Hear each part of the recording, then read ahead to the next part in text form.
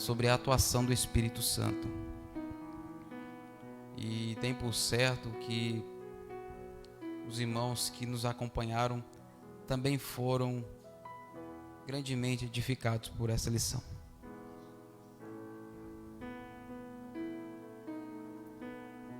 Louvado seja Deus.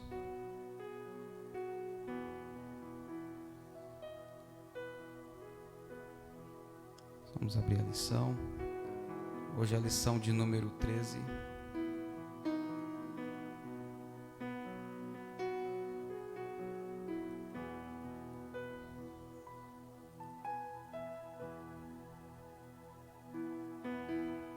Glória a Deus.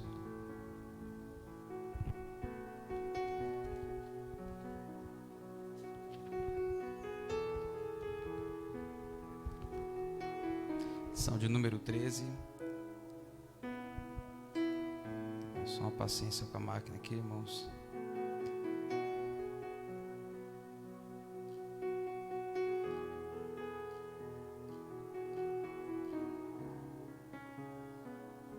Prontinho.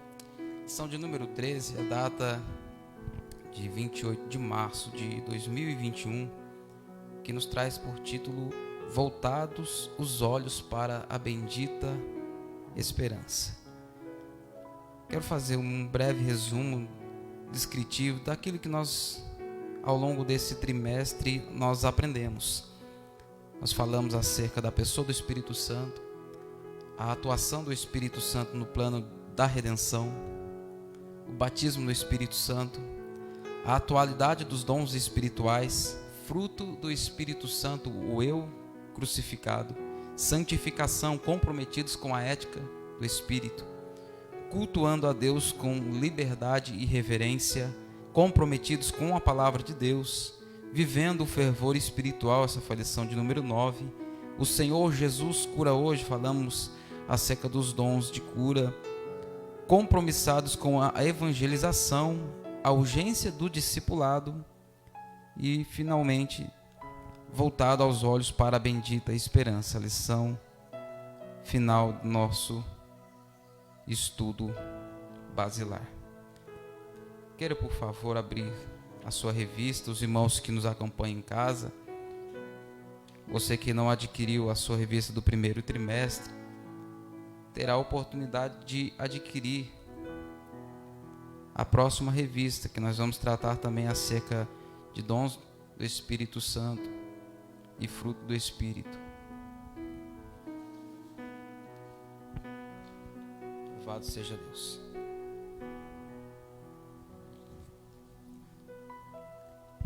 A leitura bíblica em classe está registrada em Atos dos Apóstolos. O capítulo é o de número 1 ao verso, capítulo número 1, verso 6 ao verso de número 11.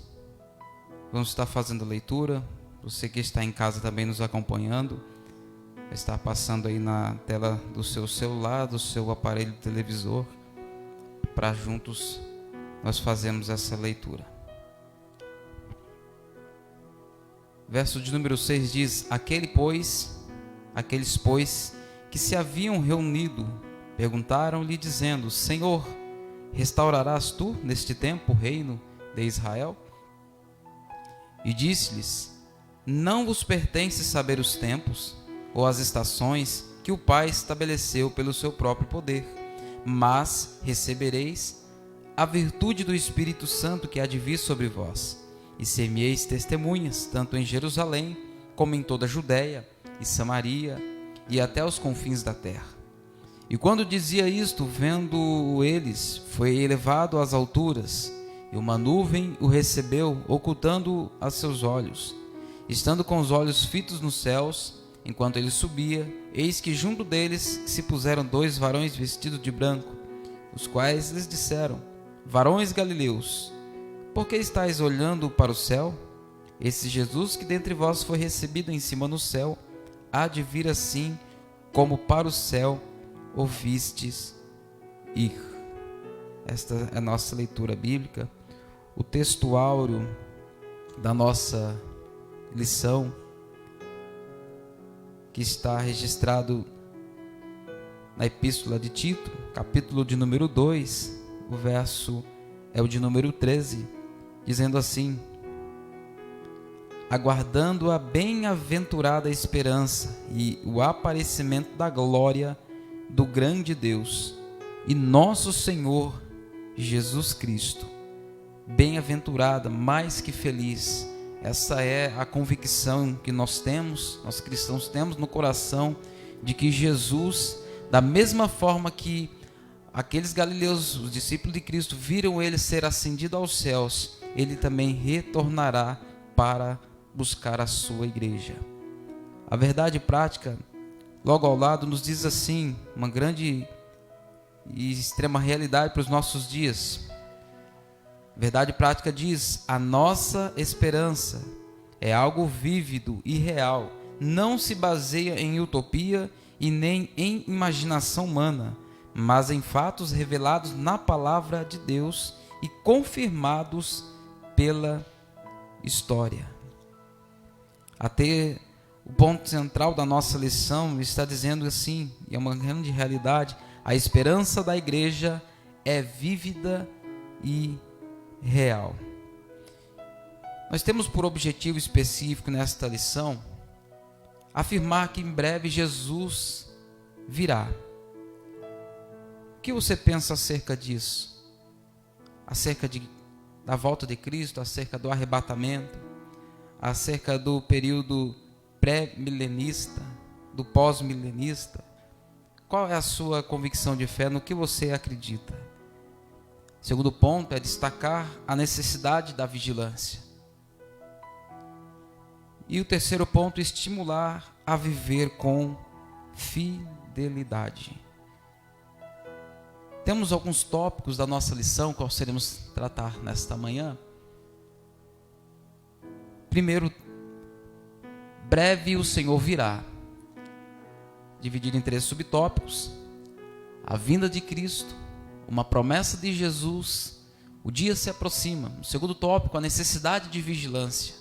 Em 2 tópicos, a exortação à vigilância e os alarmes falsos. E o terceiro tópico, vivendo com fidelidade. Vamos falar acerca da definição do que é fidelidade, a fidelidade de Deus, a fidelidade como virtude cristã e tempos e estações. Louvado seja Deus. Vamos para a introdução da nossa revista. Introdução da nossa revista, queridos. Acompanhe na sua revista, por gentileza.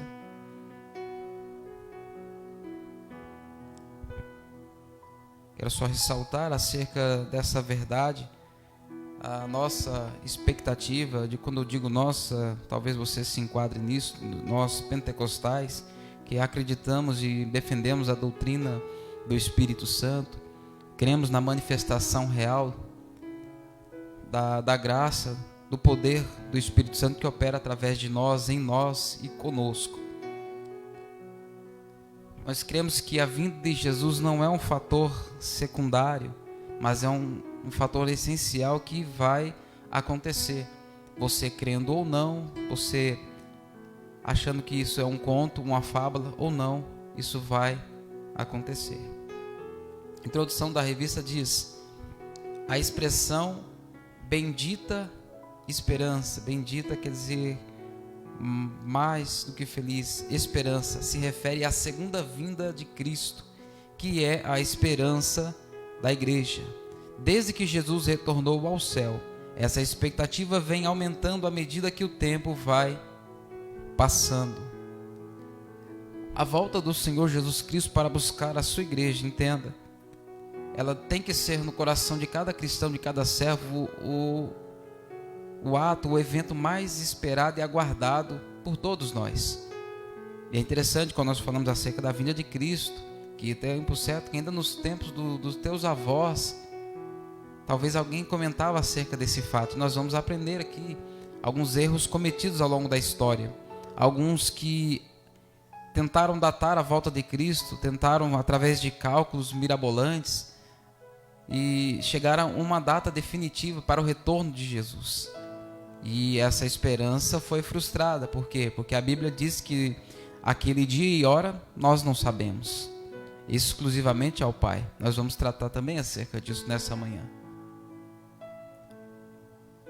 Então somente temos que cumprir o que o livro de Apocalipse vai nos ensinar no verso de número 10, na parte C. Ser fiel até a morte e dar-te-ei a coroa da vida. A presente lição pretende esclarecer que quão breve será esse evento para que cada um mantenha a vigilância e a fidelidade. Olha o que Lucas capítulo 12, verso 37 nos ensina. Os servos que estiverem prontos, aguardando o seu retorno, serão recompensados. Eu lhes digo a verdade, ele mesmo se vestirá como servo, indicará onde vocês se sentarão e os servirá enquanto estão à mesa. Essa nova versão transformadora. Primeiro subtópico da lição diz: breve o Senhor virá. É o primeiro tópico da nossa lição de hoje. O Senhor virá. Breve o Senhor virá. Acompanhe comigo. A vinda de Jesus é tão certa quanto a sucessão dos dias e das noites, e disso não temos a menor dúvida. Esse dia está próximo, e os sinais que precederão a vinda de Cristo já estão presentes. Conforme nós repetimos nessa manhã por várias vezes, a Bíblia, ela é a inerrante palavra de Deus. E quando nós olhamos para os textos sagrados, nós encontramos várias passagens que vão fazer referência à promessa de Cristo de retornar, de vir para buscar a sua igreja. Olha o que diz em João capítulo 14, verso 3. Não se turbe o vosso coração. Credes em Deus, credes também em mim. Na casa de meu pai há muitas moradas. Se não fosse assim, eu não vou teria dito que iria vos preparar lugar. E se eu for e vos preparar lugar, virei outra vez e vos levarei para mim mesmo, para que onde eu estiver, estejais vós também. Então, é uma das inúmeras citações bíblicas que nós vamos encontrar fazendo referência à volta de Jesus. Tão certo como o anoitecer e caminha para o amanhecer, tão certo como o ar que você respira nessa manhã, também certa é a vinda de Cristo. Subtópico de número 1, a vinda de Cristo. A segunda vinda de Cristo é uma verdade ensinada na Bíblia inteira, com abundância de detalhes, nos evangelhos e nas epístolas. Todos os ramos do cristianismo concordam que Jesus um dia voltará, mas essa unanimidade não ocorre no tocante à maneira como isso vai acontecer. Há diversas interpretações sobre o tema que fogem ao escopo da presente lição.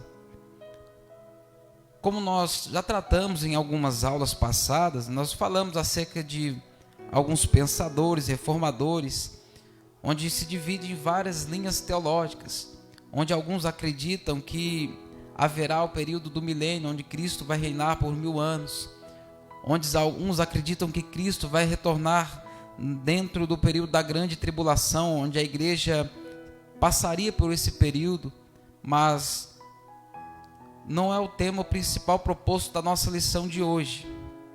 Mas existem sim várias linhas de pensamentos. Não sei qual é a linha que você defende ou acredita. Mas uma coisa nós temos plena convicção, nós, assembleanos, que a igreja ela não vai passar pela grande tribulação, que nós seremos levados junto de Cristo antes desse período que vai também acometer toda a humanidade. Inclui-se na expressão segunda vinda o arrebatamento da igreja e a vinda de Jesus em glória. Nós vemos aqui duas etapas que são distintas. A primeira que vai falar acerca do arrebatamento da igreja, 1 Tessalônica 4, verso 15. Ela vai falar de um arrebatamento em secreto, somente para os que forem ter o encontro com o Senhor nos ares. E o segundo evento é a vinda de Cristo, quando ele virá em glória. 2 Tessalônica, capítulo 2, no verso de número 8. São dois eventos distintos. Por quê? Porque quando Jesus vier, Ele vai vir para os seus. A Bíblia diz que vai ser um abrir e fechar de olhos. Vai ser um evento secreto, porém não vai ficar oculto aos olhos de toda a humanidade. Por quê? Porque vai ser um evento que vai marcar a história de uma forma muito caótica, porque as pessoas vão realmente se lembrar de tudo que lhes foi falado, empregado, ensinado acerca desse evento, desse momento. Muitas pessoas que conheceram o Evangelho, que se afastaram, que viveram uma vida aquém, que viveram distante, vão se lembrar naquele dia e vão saber o que aconteceu, e vão saber que foi o arrebatamento da igreja, que foi a volta de Cristo, que foi o grande evento qual por séculos foi pregado. Porque a Bíblia diz que assim como foi nos dias de Noé, as pessoas não acreditaram, não deram crédito para a pregação de Noé, não fizeram caso àquilo que ele estava ensinando e pregando acerca do dilúvio. Mas quando aconteceu, certamente houve um grande desespero por parte daqueles que ouviram e não deram crédito. Por isso, dê crédito à palavra de Deus, meu irmão.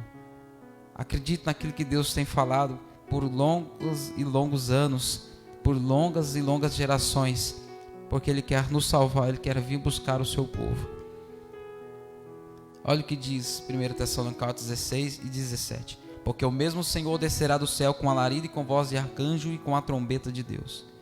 E os que morreram em Cristo ressuscitarão primeiro, depois nós, os que ficarmos vivos, seremos arrebatados juntamente com Ele nas nuvens, a encontrar o Senhor nos ares, e assim estaremos sempre com o Senhor. Já acerca da segunda vinda, nós temos uma referência em Apocalipse 19, verso 19 e 20. Olha o que diz: quando o Senhor Jesus vier para livrar a nação de Israel das mãos do anticristo, e vi a besta e os reis da terra e os seus exércitos reunidos para fazerem guerra àquele que estava assentado sobre o cavalo e o seu exército. E a besta foi presa, e com ela o falso profeta, que diante dela fizeram sinais, com que enganou os que receberam o sinal da besta, e adoraram a sua imagem. Estes dois foram lançados vivos no ardente lago de fogo e de enxofre. Esta é uma referência à batalha do Armagedon, que está em Apocalipse, capítulo 16, verso 16. Quando o Senhor Jesus ascendeu ao céu, os varões de branco disseram que ele virá da mesma maneira que subiu. Esse cenário é de sua vinda em glória, e não do arrebatamento da igreja, que é a segunda etapa da vinda de Cristo. Esse é o tópico de número 1, a vinda de Cristo. O subtópico de número 2 vai falar acerca de uma promessa de Jesus. Subtópico de número 2, lembrando que nós queremos especificar que Jesus Cristo breve virá. Subtópico de número 2 diz: uma promessa de Jesus. Uma promessa de Jesus. Jesus prometeu voltar para nos buscar. Diz assim: ele prometeu voltar para nos buscar e nos levar para o céu, como nós lemos em João 14, verso 1 ao 3. Mas parece que antes do Pentecostes, os discípulos ainda não tinham uma compreensão exata dessa vinda, pelo que se pode observar na pergunta dos discípulos: Senhor, restaurarás tu neste tempo o reino a Israel? No verso 6. Talvez estivesse ainda pensando no reino físico, político, que era o pensamento dominante em Israel. Esse pensamento de que o Messias viria e instauraria o seu reino político e físico, ele perdura até aos dias de hoje pelos judeus. Naquele tempo em Israel, eles acreditavam que Jesus viria, aniquilaria com a hegemonia dos povos daquela época, de Roma, e da escravidão qual o povo estava vivendo, da opressão. E a Bíblia nos dá sinais claros disso, de que o povo estava enraizado nessa cultura e nessa crença. Olha o que diz aqui em Lucas, capítulo 1, verso 30 e verso 33 ao 33. Disse-lhe então o anjo: Maria, não temas, porque achaste graça diante de Deus. E eis que em teu ventre conceberás e darás à luz a um filho, e pôr-lhes-ás o nome de Jesus. Este será grande e será chamado Filho do Altíssimo. E o Senhor Deus lhe dará o trono de Davi, seu pai, e reinará eternamente na casa de Jacó, e o seu reino não terá fim. a princípio, quando nós lemos essa referência, dá a entender a impressão de que o reino que vai ser instaurado, se nós não entendemos o contexto, é o reino, é o trono de Davi, é o reino físico. Mas não é este reino que nós, conhecendo o texto, nós estamos falando. Por isso os discípulos ficaram perguntando a Jesus acerca dessas coisas. Mas Jesus os corrige por duas razões principais. Essas duas razões são as que vão nortear esse segundo subtópico. O dia e a hora dessa bendita esperança é exclusividade do Pai e está fora do radar humano. E a restauração do reino de Deus não é só para Israel, mas para todos os povos. Jerusalém, como em toda a Judeia e Samaria e até aos confins da terra. Por que essa restauração ela vai envolver o mundo todo? Por que ela não está somente ligada à nação de Israel? A Bíblia diz, Romanos 14, verso 11: pela minha vida, diz o Senhor, todo joelho se dobrará diante de mim e toda língua confessará a Deus. Os discípulos estavam querendo saber acerca do retorno, porque Jesus, quando ele dizia aos de seus discípulos que ele iria para um lugar que eles não poderiam ir naquele momento, eles ficaram turbados e preocupados. Até por causa da ausência física de Jesus naquele momento. Isso é normal, nós quando falamos acerca da ausência da presença de Deus, isso certamente nos causa medo, nos causa temores. E os discípulos não queriam estar longe de Jesus. E eu tenho por certo que você também, como discípulo de Jesus, você não quer estar longe do teu Senhor, longe do teu Mestre. E é por isso que no capítulo 14 ele fez a promessa, ele disse, eu vou para junto do Pai, mas eu não vos deixarei órfãos, eu vos enviarei um outro Consolador.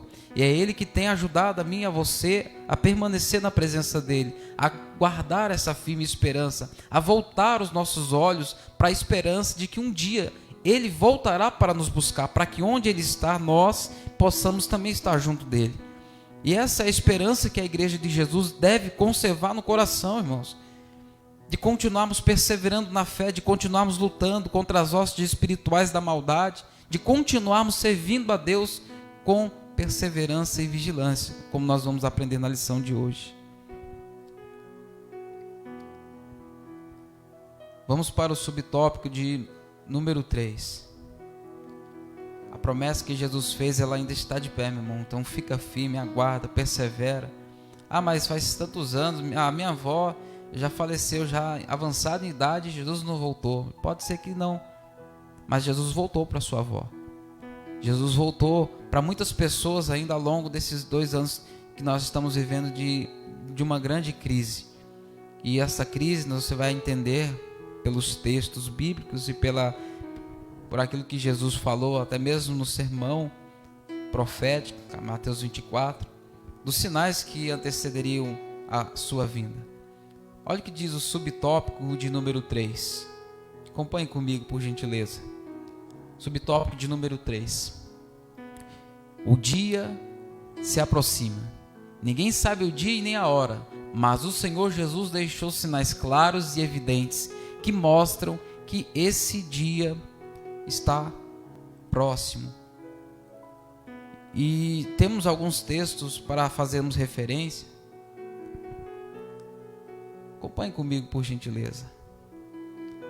Um dos textos basilares que nós conhecemos e contemos nessa grande verdade é Mateus 24.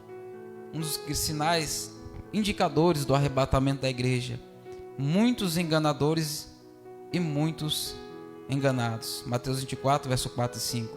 Jesus respondeu, cuidado que ninguém vos engane, pois muitos virão em meu nome dizendo, eu sou o Cristo, e enganarão a muitos. Porquanto chegarás o tempo em que não suportarão o santo ensino ou a sã doutrina. Ao contrário, sentindo coceira nos ouvidos, reunirão mestres para si mesmos, de acordo com as suas próprias vontades. Está em 2 Timóteo capítulo 4, verso 3, essa verdade. Muitos enganadores e muitos enganados. Muitas pessoas que estão se deixando ser levadas por ventos de doutrina. Preferem viver uma vida à margem do Evangelho do que se enquadrar dentro daquilo que o Evangelho tem para a vida dela, para a vida dele, e viver a vida segundo as suas vontades. Encontrar alguém com falsos discursos, falsos mestres, enganadores, pessoas que têm arrebatado multidões, mas daquele grande dia nós vamos prestar contas com o Senhor.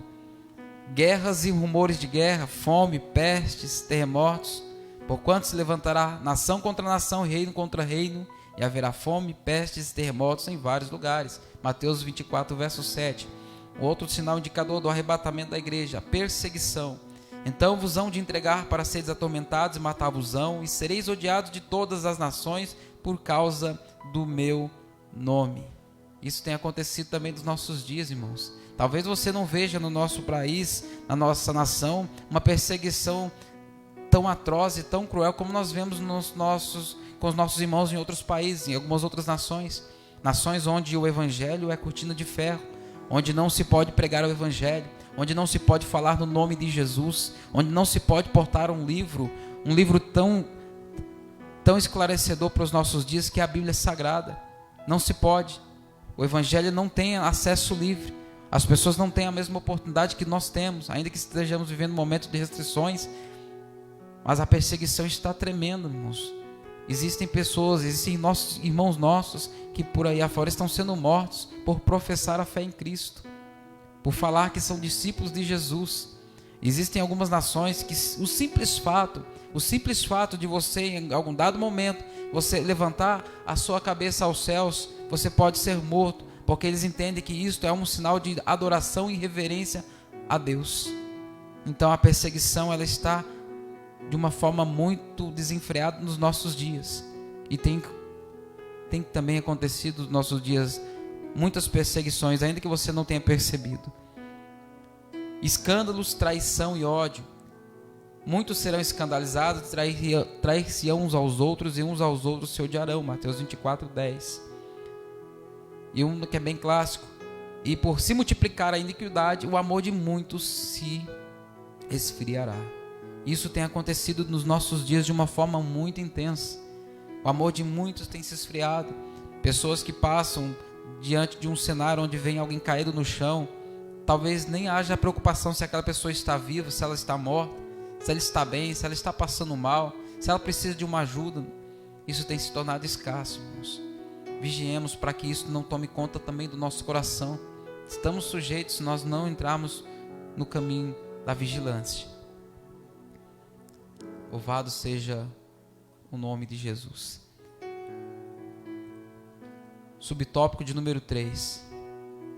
O dia se aproxima, sabendo que a vinda de Jesus está próxima pelos sinais claros que o Senhor Jesus nos deixou, como nós fizemos referência.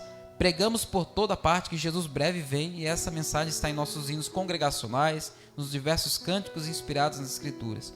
Ninguém sabe o dia e nem a hora, mas o Senhor Jesus deixou sinais claros e evidentes que mostram que esse dia está próximo.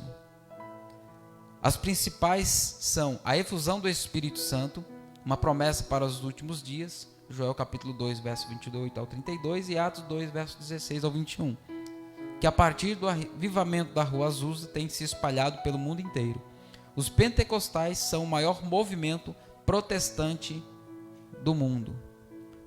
Nós notamos, queridos, que em Atos, quando o Espírito Santo desce, quando a promessa se cumpre, quando há aquele avivamento, o apóstolo Pedro, na sua primeira pregação, seu primeiro discurso, a primeira vez que ele teve a oportunidade de pregar para várias pessoas, para uma grande multidão, quando ele toma a palavra, quando ele assume a responsabilidade, quando o Espírito Santo reveste, 3.000 almas sedentas se põem diante dele e começam a clamar a Deus e perguntar como que nós fazemos. Nós queremos isso também para a nossa vida. É a primeira vez que você vê um pregador que prega, e depois que ele prega, ele não faz o apelo. Quem faz o apelo é o povo e a multidão, porque o Espírito Santo ali cumpriu a promessa qual o Senhor Jesus Cristo havia feito. O outro sinal evidente é a fundação do Estado de Israel. Lucas 21, 29 ao 31, que desde 1948 ostenta a sua bandeira, tremulando na sede das Nações Unidas como Estado soberano.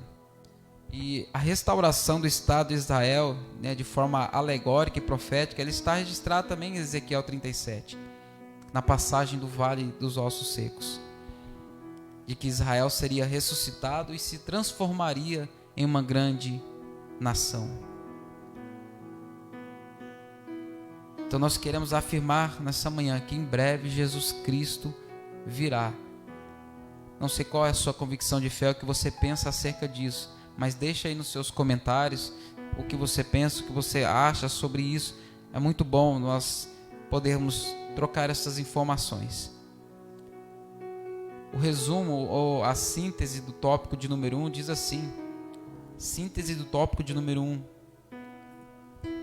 vai nos dizer: a vinda de Cristo é tão certa quanto a sucessão de dias, estações, porque o nosso Senhor garantiu.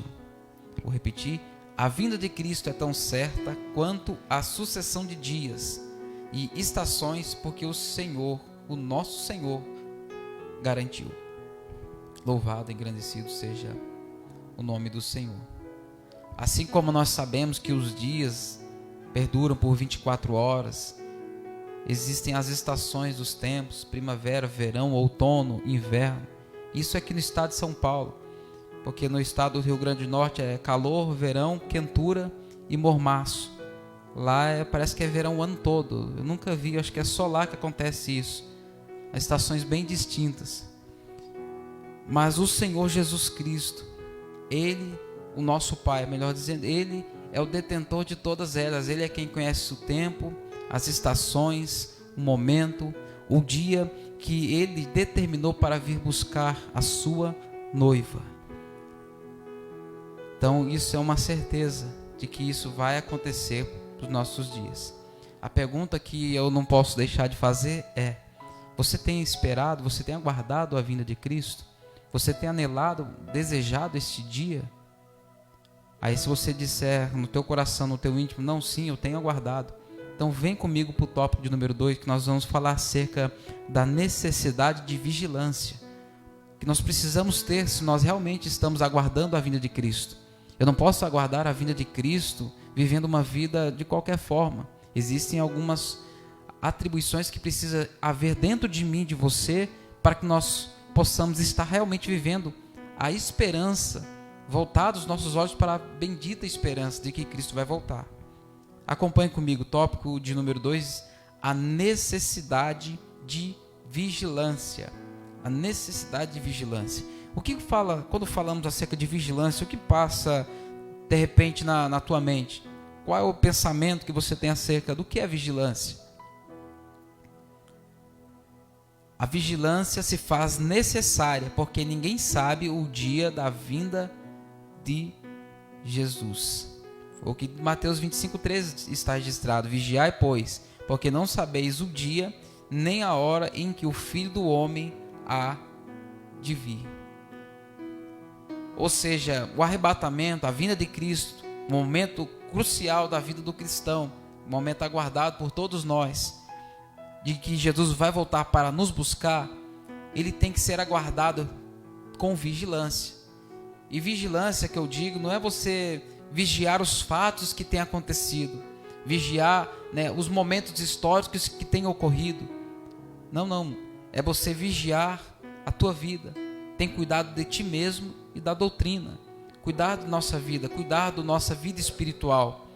Irmãos, nós vivemos um tempo de pandemia, um tempo tão difícil, tão cruel nos nossos dias, onde a falta de fé, onde a desinformação, onde o desespero, onde a desesperança tem levado mais pessoas ao leito de enfermidade do que a própria pandemia em si. Pessoas que estão vivendo com crises de ansiedade, transtornos psicóticos, que não conseguem ter uma noite de sono se não for à base de medicamentos. Por quê? Porque tem abandonado a esperança de que Jesus, ele continua sendo o mesmo, de ontem, hoje, eternamente, e ele é fiel para cumprir promessas na vida da sua igreja. Ele prometeu que iria para junto do Pai, ele falou: olha, eu não vou deixar vocês órfãos. Ele cumpriu essa promessa, ele enviou outro Consolador, que é o Espírito Santo, que nos assiste. A Bíblia diz que Ele intercede por nós com gemidos inexprimíveis. Ele tem cuidado de mim, Ele tem cuidado de você, Ele tem cuidado da sua igreja, para que essa esperança se mantenha viva e acesa em nosso coração. Mas precisa haver vigilância, nós precisamos estar atentos, nós precisamos estar com foco. O nosso alvo tem que ser o nosso Cristo, o autor e consumador da nossa fé, porque ao ponto que nós vamos perdendo esse contato, essa intimidade, esta certeza, nós começamos a viver uma vida distante daquilo que nós realmente professamos. Estou esperando a vinda de Cristo. Então vigiemos nisso. Olha o que diz a lição. Entendemos como vigilância o ato ou efeito de vigiar, o estado de quem permanece alerta, de quem procede com precaução para não correr risco. Devemos permanecer acordados, atentos no cuidado de não nos afastarmos de Jesus e aguardar a bendita esperança. Oh, louvado seja Deus, louvado seja o nome de Jesus. Irmãos, eu percebo pelos sinais, pelo que está descrito na Bíblia Sagrada, e vou falar de pandemia de novo, talvez você não tenha percebido, mas essa pandemia, essa crise econômica que afetou o mundo todo, ela tem prejudicado, irmãos, mas ela também tem feito nós abrirmos os nossos olhos. Existem pessoas por aí, pastor, que acreditam que logo essa pandemia vai passar e as coisas vão melhorar. Não, acabando a pandemia, já estou fazendo plano, eu vou fazer isso, vou fazer aquilo. Tem gente até fazendo promessa, vou servir a Deus melhor depois que passar a pandemia. Aí eu vou voltar firme, vou ficar na igreja. Meu irmão, presta atenção, meu irmão. Não se deixa ser enganado, não. As coisas daqui para frente, se você está achando que vai melhorar, meu amado, tem uma triste notícia para te dar. As coisas não vão melhorar da forma como você está esperando e almejando. Mas a política vai melhorar. Olha, depois o presidente vai sair e vai entrar um outro presidente que vai consertar tudo. Só se for no período do anticristo. Aí as coisas vão começar a melhorar para alguns. Vai haver fartura, vai haver prosperidade, segundo a eficácia de Satanás.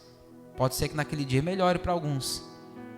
Mas dentro do contexto atual que nós vivemos, não aguarde essa melhora, irmão. Não tenha a sua esperança nisso. Mantenha a sua esperança em Jesus. Mantenha a sua esperança em Deus. Porque somente Ele é quem pode trazer resultados prolongados para a tua vida, para a tua casa, para a tua família, irmão. A pandemia, ela só veio para nos mostrar. É como se é como se o Pai estivesse dizendo: olha, igreja minha, desperta. Olha, igreja minha. Olha os sinais. Olha o que está acontecendo no mundo. Olha o que está acontecendo. É reino contra reino, nação contra nação, fome, pestes, doenças, situações ocorrendo no mundo todo. É o nosso Deus nos dando sinais. Acorda, igreja, desperta, vigia. A lição nos diz assim, olha o que diz Mateus 26:40 e verso 41. E voltando para os seus discípulos, achou-os adormecidos e disse a Pedro: então nem uma hora pudestes vigiar comigo? Vigiai e orai para que não entreis em tentação. Na verdade o espírito está pronto, mas a carne é fraca. Vigiar e orar para não entrar em tentação. Quem vigia ora, quem ora não entra. Agora quem não ora não vigia, quem não vigia entra e cai em tentação. Exortação à vigilância é o tópico de número 1 que nós vamos falar. Exortação à vigilância diz assim: o Senhor Jesus nos exorta com muita ênfase sobre a necessidade da vigilância. Vigiais, pois, porque não sabeis a que hora há de vir o vosso Senhor. Mateus 24, verso de número 44.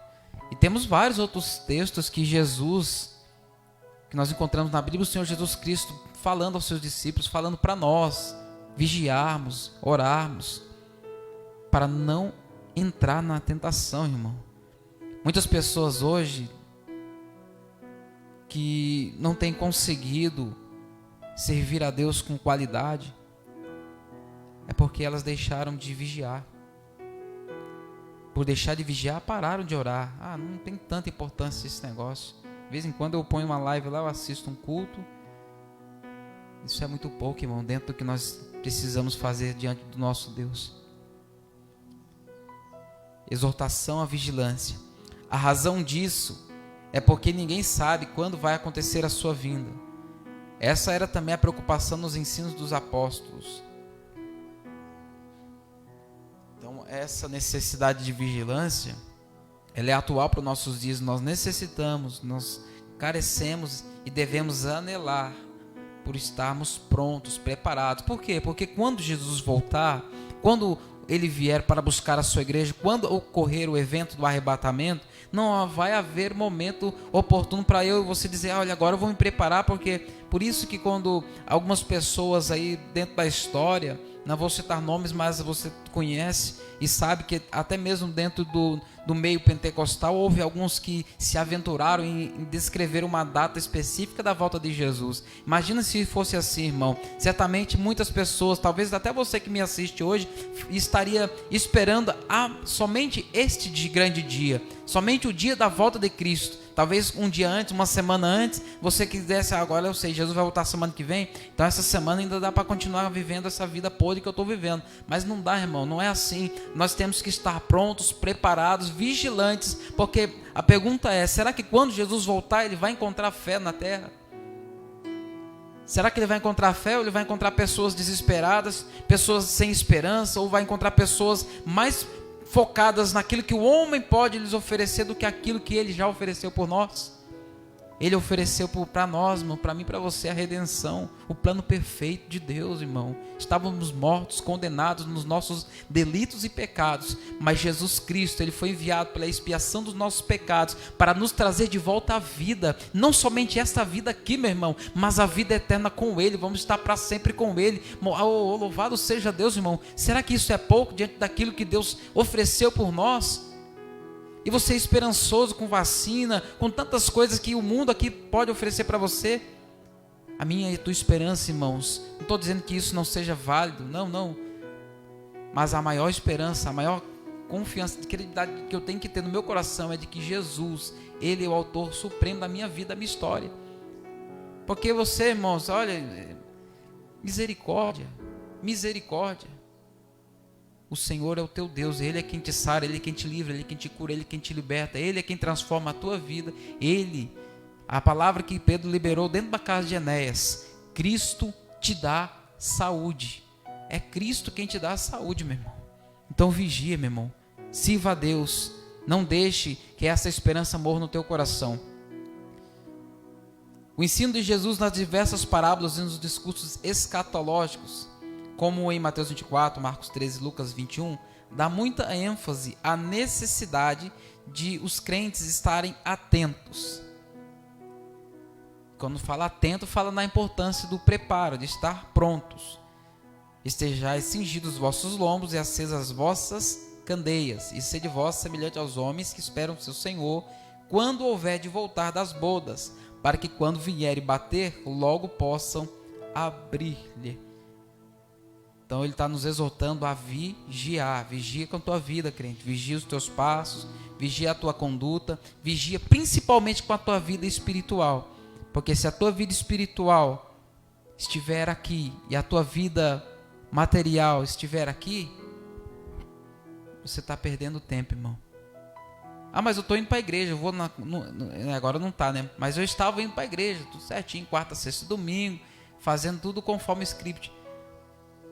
Não basta, irmão, somente isso. Temos que ter vida de vigilância. A Bíblia diz: segue a paz e a santificação, sem a qual ninguém verá o Senhor. Precisamos estar atentos e vigiando. Segundo subtópico da nossa lição, segundo subtópico da lição, vai falar acerca dos alarmes falsos. Meu irmão, isso é perigoso. Isto é perigoso. Tão perigoso e também assustador. Em alguns países países litorâneos, né, onde as costas são banhadas por mares, e alguns lugares, principalmente países onde ocorrem a incidência de terremotos, de tsunamis. Existem várias buzinas, vários alarmes espalhados pela cidade em si. Pois quando ocorre alguma situação, algum tremor de terra, ou alguma incidência de indício de tsunami, estes alarmes eles disparam. E quando eles disparam, irmãos, entenda, as pessoas que estão lá, elas já estão orientadas, estão treinadas para isso. Quando os alarmes disparam, as pessoas largam tudo que estão fazendo, largam suas casas, largam seus afazeres e saem de suas casas desesperadas e vão para um abrigo seguro para se refugiar.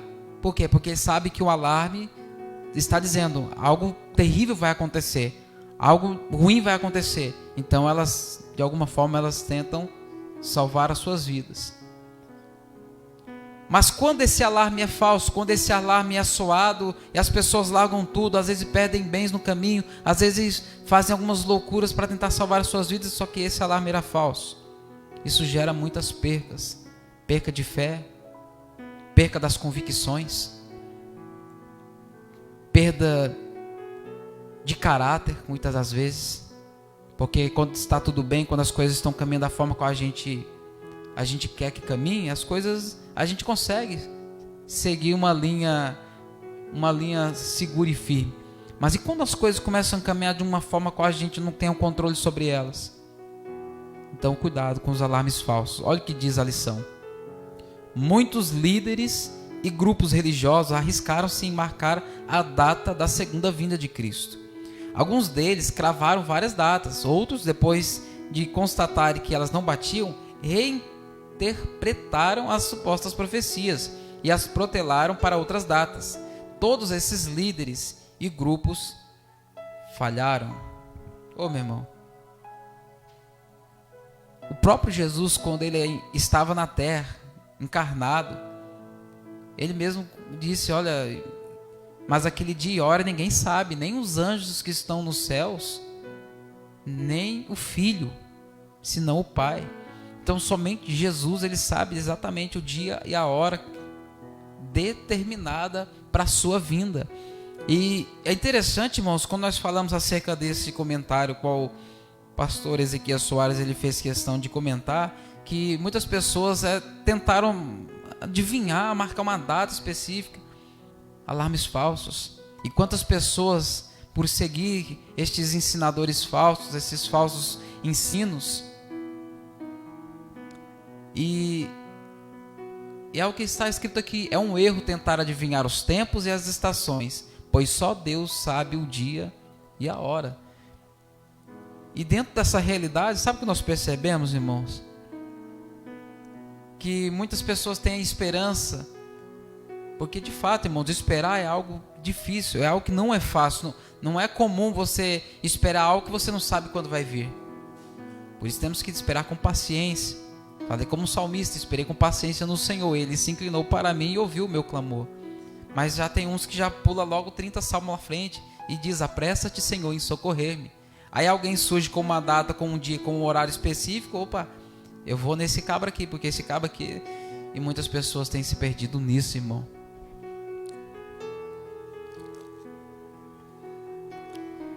Enfim, é um erro tentar adivinhar tempos e estações. Olha o que diz a lição. Esta maravilhosa doutrina tem como objetivo trazer a esperança aos crentes, não a incredulidade, a falsa expectativa e os alarmes falsos. Então, tem algumas informações, irmãos, que os discípulos queriam saber naquele tempo. E tem pessoas que também nos dias de hoje não têm sido diferente. Elas querem saber, elas querem... Entenda, o que nós estamos vivendo é o princípio das dores. O que nós estamos vivendo são sinais claros dentro da escatologia bíblica que vai falar acerca dos acontecimentos finais, dos últimos dias. Todas as coisas, todos os sinais que haveriam de acontecer já aconteceram. Há somente um que nós estamos aguardando, e é o que nós estamos falando nessa noite: a vinda de Jesus para buscar a sua igreja. Todos os sinais já aconteceram, irmãos. Então fiquemos atentos, estejamos atentos aos alarmes falsos, para nós não cairmos em contradição. Olha o que diz 2 Pedro 3, versos 3 e 4.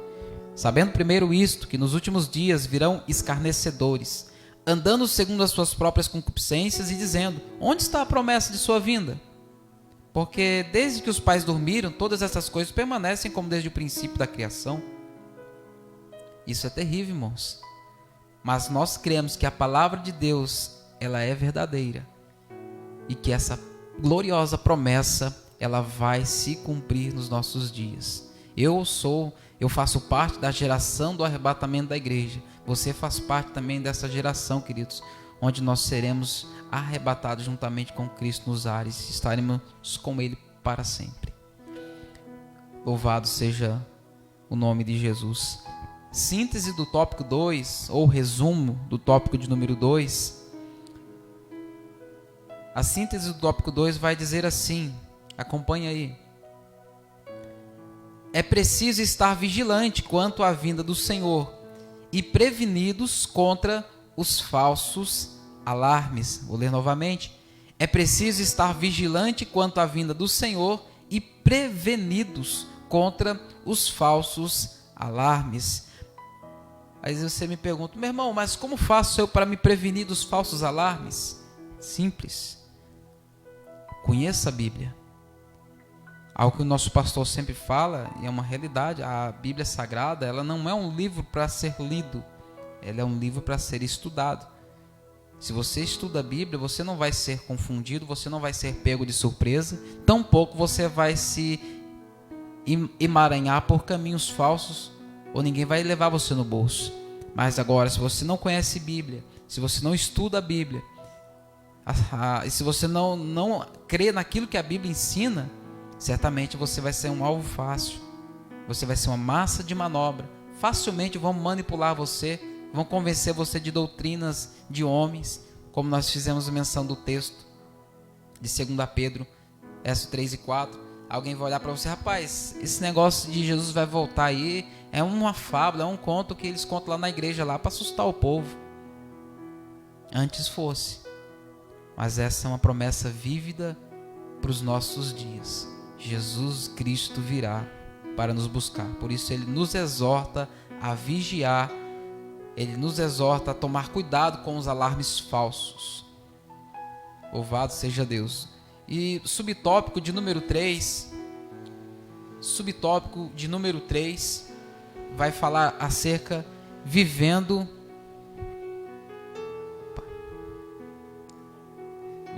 tópico de número 3, vivendo com fidelidade.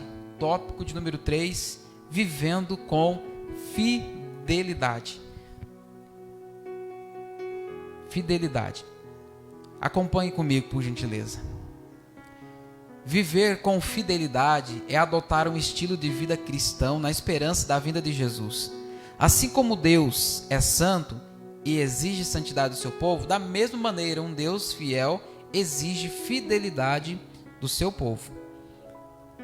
E fidelidade nada mais é do que uma associação ligada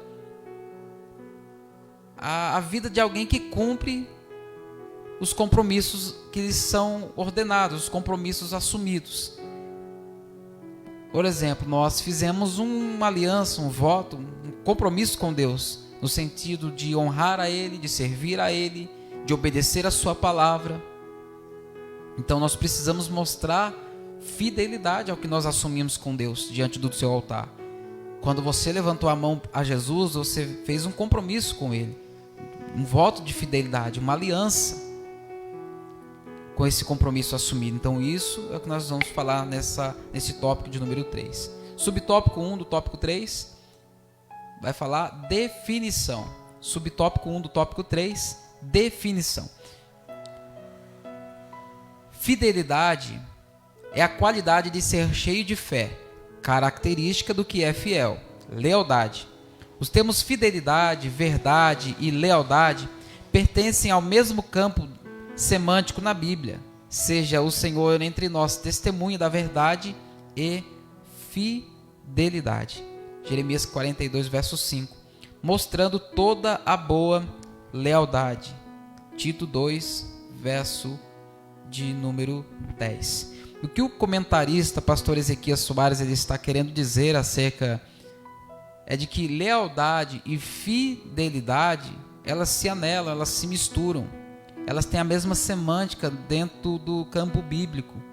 E pode ser considerado por muitas das vezes sinônimos entre si. Lealdade e fidelidade. Ou seja, quando eu estou falando de fidelidade, também estou falando de lealdade. E nós já, por esses dias, escutamos uma palavra muito boa acerca disso também. Sobre fidelidade, lealdade e também sobre deslealdade. Deslealdade nada mais é do que você não cumprir com aquilo que lhe é esperado, com aquilo que lhe é outorgado. Vamos a seguimento. Fidelidade é uma demonstração de fé, lealdade, respeito, constância nos compromissos assumidos. A Bíblia Sagrada vai nos dizer que nós devemos ser firmes e constantes e sempre abundantes na obra do Senhor. É assim que se aguarda, é assim que se espera a vinda de Cristo. Sermos firmes e constantes e sempre abundantes na obra do Senhor. Porque senão nós não conseguimos, irmãos, nós não damos conta de servir a Deus da forma qual Ele espera de nós. Esse é o subtópico de número 1. Então, fidelidade é honrar os compromissos com Deus, assumidos com Ele, segundo aquilo que Ele tem para a nossa vida. Seja fiel a Deus, irmãos. Subtópico de número 2. Subtópico de número 2 vai falar acerca da fidelidade de Deus. Até abro um parênteses aqui para falar para você rapidamente. Quando o apóstolo Paulo ele escreve um texto dizendo que o Senhor ele é fiel, se nós formos infiéis, o Senhor permanece fiel. E há alguns que interpretam esse texto de uma forma muito equivocada e errônea. É como alguém dizer assim, olha, se eu for infiel, eu posso ser infiel então, porque Deus vai continuar sendo fiel a mim. Não, meu irmão, não é isso que a Bíblia está dizendo. A Bíblia fala acerca da fidelidade de Deus, acerca daquilo que Ele falou que iria fazer. A fidelidade de Deus, ela não se exclui. Mas se eu for infiel a Deus, certamente as promessas que Ele tem para a minha vida não vão me alcançar. Elas não vão me acompanhar. Eu preciso ser fiel a Deus, é uma via de mão dupla. Até porque nada do que nós fazemos ao Senhor, nosso Deus, passa desapercebido. Não é por mérito que nós recebemos de Deus, mas é por causa da fidelidade dEle. Você sendo ruim, eu sendo ruim, Ele nos acrescenta tantas coisas boas. É por graça, bondade e misericórdia. Subtópico 2, a fidelidade de Deus. A verdade é um dos atributos morais de Deus, do qual reflete outras perfeições divinas, dentre as quais a fidelidade. E essa colocação, a fidelidade, ela é o reflexo da verdade de Deus contida na sua palavra. Deus é fiel, a fidelidade de Deus é grande e expressa uma absoluta confiança, cuja ideia é de firmeza. E nós vemos vários textos, principalmente no livro dos Salmos, falando acerca da fidelidade, da confiança em Deus. Nós vemos o salmista Davi, onde ele expressa a sua confiança, a sua esperança na fidelidade de Deus para com a sua vida. Então nós encontramos inúmeros textos também que nos falam acerca da fidelidade de Deus. Assim como ele cumpriu a promessa da vinda do Salvador do mundo, de igual modo, a segunda vinda de Cristo podemos considerar como um fato incontestável. Sim, a palavra de Deus ela vai se cumprir nos nossos dias. O Senhor disse uma palavra a Jeremias, no capítulo de número 1, verso 12, que Deus é fiel para cumprir as suas promessas. Olha o que diz Josué 21:45. Palavra alguma falhou de todas as boas palavras que o Senhor falará à casa de Israel. Tudo se cumpriu. O Senhor falou para Jeremias que ele vela para cumprir com a sua palavra. Então a palavra de Deus, ela é infalível, Ele é fiel para cumprir suas promessas. Ele é fiel para cumprir a promessa que Ele fez para você, meu irmão. Então descansa o teu coração, persevera, continua aguardando a vinda de Cristo, continua na vigilância e continua crendo na fidelidade de Deus. Terceiro subtópico da nossa lição vai falar a fidelidade como virtude cristã. A fidelidade como virtude cristã. Os atributos, escute isso é muito interessante. Os atributos morais de Deus são aqueles cujas ressonâncias e reflexos são vistas nas criaturas humanas. São o que nós, nas lições passadas, nós chamamos de atributos comunicáveis de Deus. Ou seja, Deus usa atributos para comunicar-se com as pessoas através das nossas vidas. Porque são ressonâncias e reflexos que são vistas na vida dos homens, na minha vida, na tua vida, na vida de todo aquele que quer servir a Deus. Nós vemos a fidelidade como sendo uma virtude cristã. Ou seja, eu cristão, você como cristão, nós temos que ser fiéis. Nós temos que permanecer fiéis. E fidelidade, irmãos, é algo muito simples de nós falarmos. Eu sou casado há pouco mais de 12 anos e eu fiz um voto diante do altar. E a promessa foi de ser fiel à minha esposa.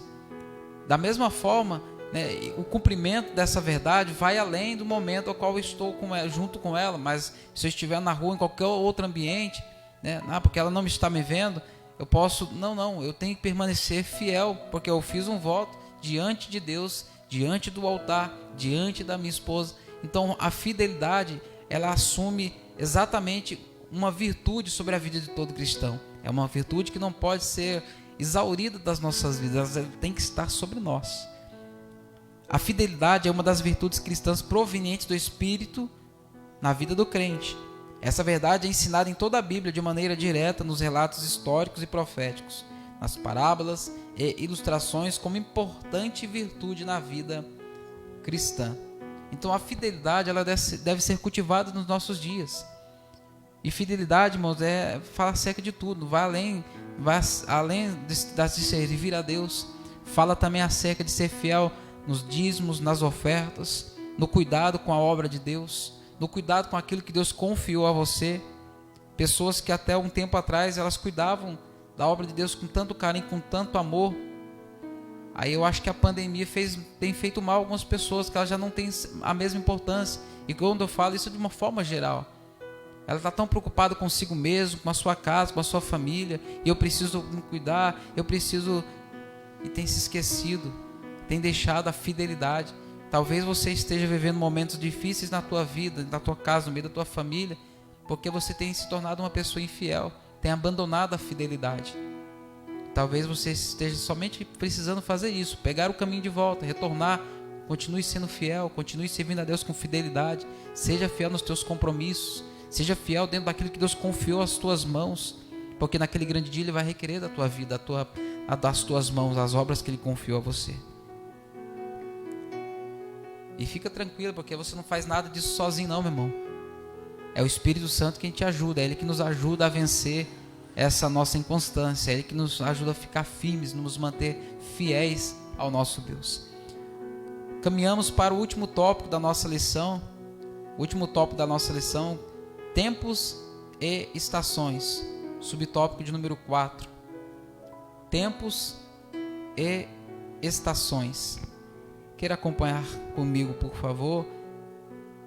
Diz assim: Jesus responde à pergunta dos discípulos, ampliando o horizonte desse reino. Não vos pertence saber os tempos e as estações.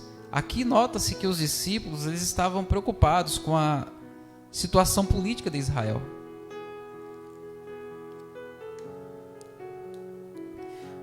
Mas aqui o Senhor deixa claro o que eles precisavam fazer era focar na missão recebida da parte de Deus sobre a vida deles. Jesus passou o seu ministério de pouco mais de 3 anos e meio preparando os seus discípulos para cumprir o propósito Ele seria levado junto aos céus, mas o Espírito Santo viria para cumprir a promessa qual ele havia feito. E quando eles foram revestidos, eles passam a fazer a obra a qual Deus os havia confiado a eles. Esta resposta foi dupla. Tempos, no grego, nessa passagem, é cronos, e significa um longo período.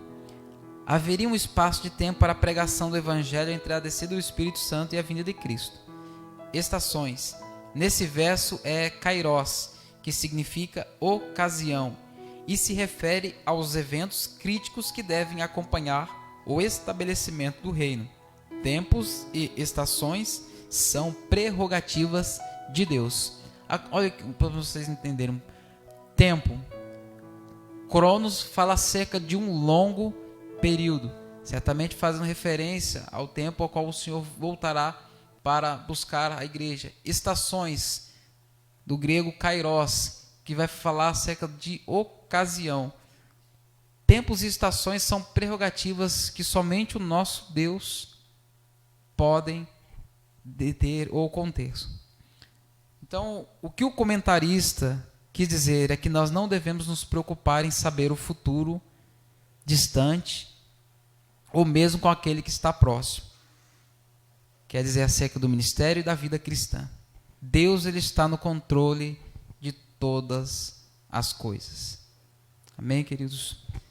Então, nós queremos finalizar nessa manhã de escola bíblica a nossa fala com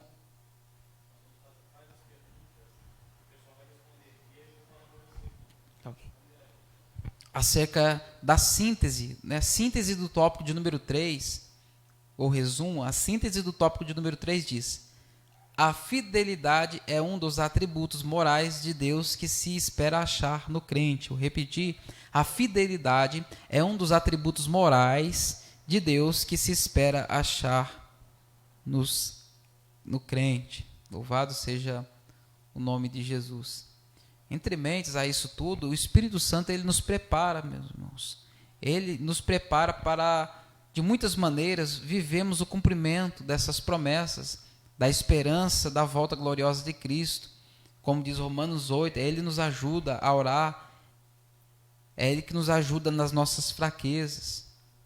Louvado seja Deus. A conclusão da nossa lição, para nós finalizarmos com algumas perguntas, vai dizer: viver com fidelidade, acompanhe comigo a conclusão, viver com fidelidade é ser fiel e leal a Deus durante toda a vida. 2 Timóteo 4, 7 e 8.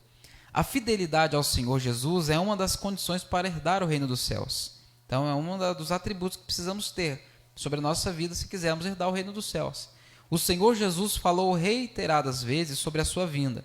Ao ascender ao céu, 2 anjos reafirmaram essa promessa: esse Jesus que dentre vós foi recebido em cima no céu há de vir, assim como para o céu vistes ir. Verso de número 11. A volta de Jesus para nos levar ao céu é a esperança da igreja.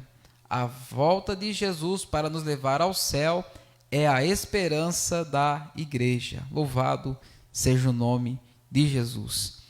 Assim nós finalizamos, irmãos, mais uma aula de escola bíblica.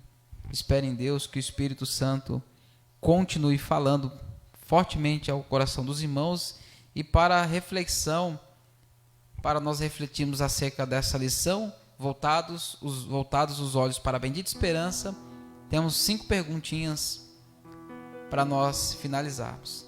A primeira pergunta, a qual quero fazer, lembrando que as perguntas estão contidas na revista, nos diz assim.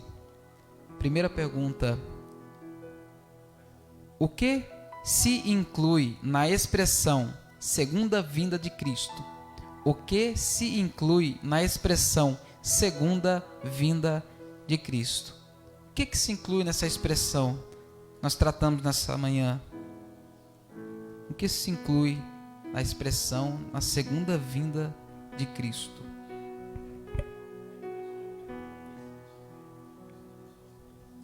Bom, nós perguntamos aí, o pessoal que está nos acompanhando em casa, lembrando aos irmãos que nós continuamos orando, pedindo a Deus que continue nos dando graça, força.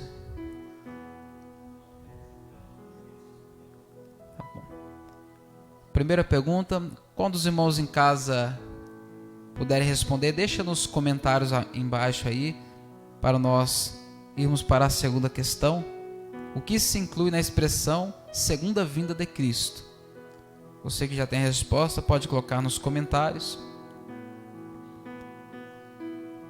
Pergunta relacionada ao texto, a lição que nós estudamos nessa manhã. Voltados os olhos para a bendita esperança. A esperança de Jesus Cristo voltar para buscar a sua igreja.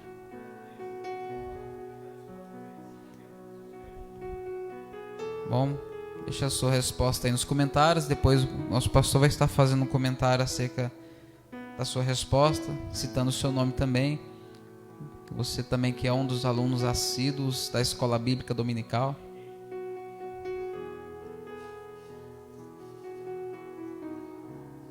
O que se inclui na expressão segunda vinda de Cristo? Já responderam, presbítero, já responderam. Vamos deixar, depois a gente fala. Beleza? Maravilha, maravilha. Parte para a segunda pergunta. A segunda pergunta diz assim: como sabemos que a vinda de Jesus está próxima?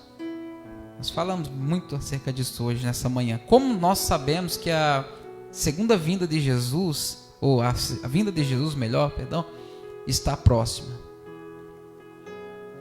Qual é a resposta para essa pergunta? Já responderam também. Maravilha. Boa resposta. Terceira pergunta diz: em que líderes e grupos religiosos arriscaram-se? Em que líderes e grupos religiosos arriscaram-se? Rapaz, eu acho que tem que falar. Tem irmãos respondendo antes da pergunta aqui, hein? Tem uns irmãos que estão afiados aqui. Maravilha. Bom, Isso vamos lá. Bom. Se tiver mais que uma resposta, algum outro irmão quiser comentar a sua resposta também, comenta aí. Que tem alguém que está com o dedo ligeiro aí nas teclas aí. São um aluno aplicado. E qual é a definição de fidelidade? A pergunta. Qual é a definição de fidelidade?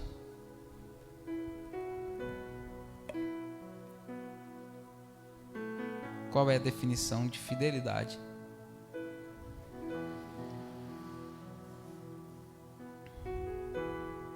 Louvado seja Deus.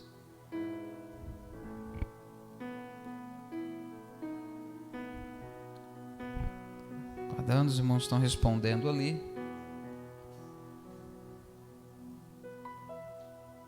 O que é a fidelidade? O pessoal está respondendo, hein? Vamos lá. O que implica? Quais são as qualidades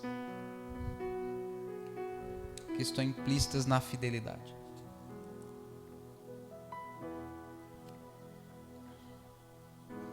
Louvado seja Deus.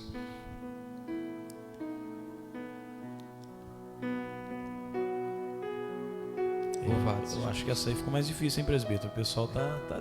Ou a resposta é bem longa, né?